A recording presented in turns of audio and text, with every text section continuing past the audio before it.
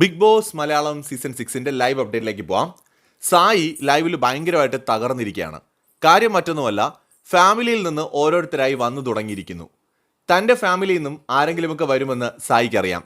സ്നേഹ വന്നോട്ടെ, സുഹൃത്തുക്കൾ വന്നോട്ടെ, ജിത്തുബായി വന്നോട്ടെ, അമ്മ വന്നോട്ടെ, പക്ഷേ അച്ഛൻ വരരുത് എന്നാണ് സായി പറയുന്നത്. അച്ഛൻ വന്നാൽ ശരിയാവില്ല, ഞാനും ആളും തമ്മിൽ ശരിയാവത്തില്ല, വരരുത് എന്നാണ് ഞാൻ ആഗ്രഹിക്കുന്നത്, കൊണ്ടുവരല്ലേ ബിഗ് ബോസേ എന്ന് പറഞ്ഞിട്ട് മാനസികമായിട്ട് വിഷമിച്ചിരിക്കുന്ന സായിയാണ് നമ്മൾ അവിടെ കാണുന്നത്. സായിയുടെ ലൈഫ് സ്റ്റോറി പറഞ്ഞ സമയത്ത് സായി പറഞ്ഞിട്ടുണ്ട് അച്ഛനുമായിട്ടുള്ള പ്രശ്നങ്ങളെ കുറിച്ച്. അതുകൊണ്ട് തന്നെ അച്ഛനെ കൊണ്ടുവരുമോ എന്നുള്ളൊരു സംശയം സായിക്കുണ്ട്. ബിഗ് ബോസിന്റെ ഗെയിം എങ്ങനെയാണ് പോകുന്നതെന്ന് സായിക്ക് നന്നായിട്ട് അറിയാം.